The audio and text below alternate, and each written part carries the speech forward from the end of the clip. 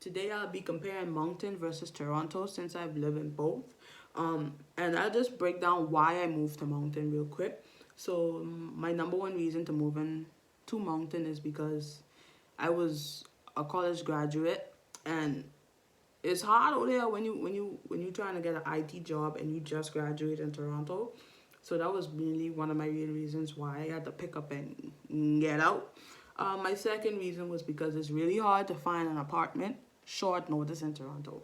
Don't let nobody sell you no dream. Unless you have a place lined up already waiting on you, it's real hard in Toronto finding an apartment short notice. But anyway, let's get into who has the coldest winter. Um, since I moved to Moncton in August, I feel like the weather, like the winter, is a bit colder, and we do have more winds in Moncton. But Toronto definitely has a consistent winter feel. Like, I don't know if you know what I'm trying to say. I trying to say, like, in Moncton, it would snow for like, it would be a lot of snow one day, and then 2 days after that it'll just be sun. So like, it will be cold, but it's like that dry cold. Like, it ain't like, oh my god, it's so cold in Moncton, like how people is living here. Like, it ain't that cold. But in Toronto, it's a consistent winter feel. So like, it snow today, it can be cold tomorrow. It snow tomorrow, it can be cold the next. Like, that's how it is in Toronto. Like, it's a steady winter feel. So I'll just say Moncton is colder when it comes to the wind, but Toronto definitely has that winter feel. Even though it's my first winter in both of them, like, I feel like Toronto win because of the consistent winter feel, but Moncton definitely is colder.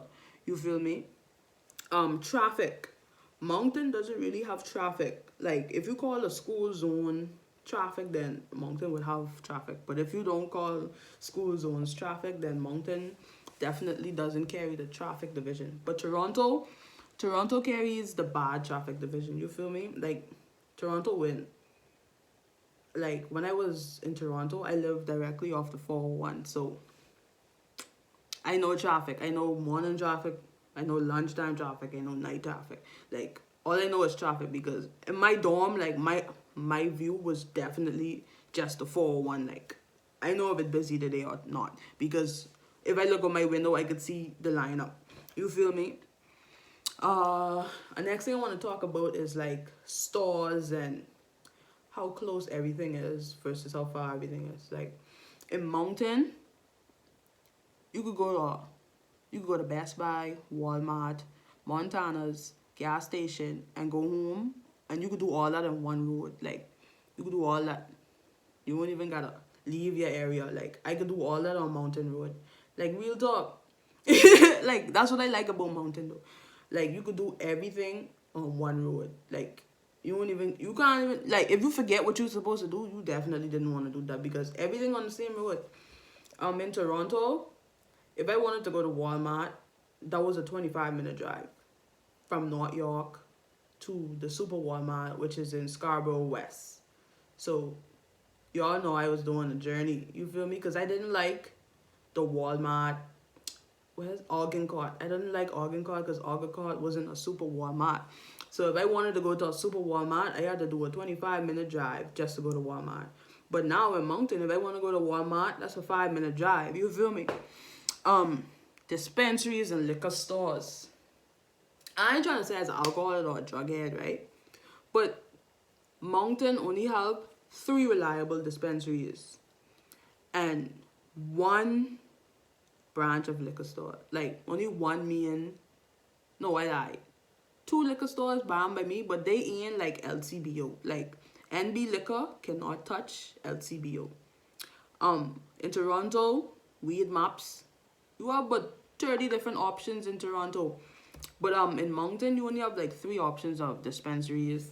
For liquor stores and liquor options, it can't match Toronto, because Toronto have like some exotic stuff within like North America or whatever. But Moncton, it dry, like it hard. Like, Toronto had Jack Daniels honey, for example. I go into Moncton and be look up. Only the original Jack Daniels. So like, a lot of stuff what you used to, it ain't gonna be in Moncton. Jobs. Toronto, like if you want an IT job, it don't make sense moving Moncton. But if you want like a project management, you want accountant, you want be a supervisor, manager, Moncton is the place for you. Like if I go on Indeed right now and apply for something I have no idea of and it ain't even on my resume, they'll call me. Like that's how Moncton is, but like I feel like their options so little. Like they'll call you even if on your resume it don't have nothing to do with the job. But in Toronto, you could be certified for this job and you are not going to be called because they done have so much applications. By the time as they reach yours, they done higher than 7 people who ain't even had their certifications, but they so tired from going through all this stuff. Like I swear that's how it is in Toronto, but like it's very like competitive in Toronto. So if you just want to chill out and try to figure out stuff, Moncton is good for you. Let's talk about population and rent. So population of Moncton is 7.1K, but that isn't since 2021. And population of Toronto is 2.7 million, but that ain't updated for 2021 yet. For rent, if you want something that's all inclusive, like and something like easy to handle and maintain, $800 to $900 in Moncton and something decent. But if you want something decent in Toronto, decent neighborhood, like easy accessible to stores and stuff, at least $1,200 to $1,500. Nah, this is a decent area now. Like there's some Vaughan or some Markham or some Etobicoke or something like that. Like there's some pretty places. You feel me? So Toronto really have like high percentage to live. Like it's very cheap. It's like 29% more cheaper to live in Moncton than it is in Toronto, and that's a fact. I actually do my homework. Businesses.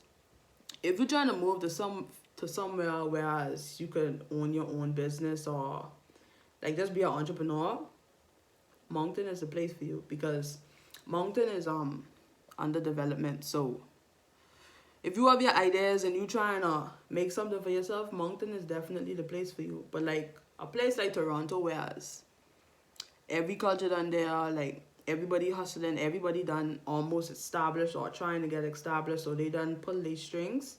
Like it's so hard to start because it's a lot of stuff, it's a lot of traffic, it's a lot of competition. Like Toronto is hard if you want to be an entrepreneur.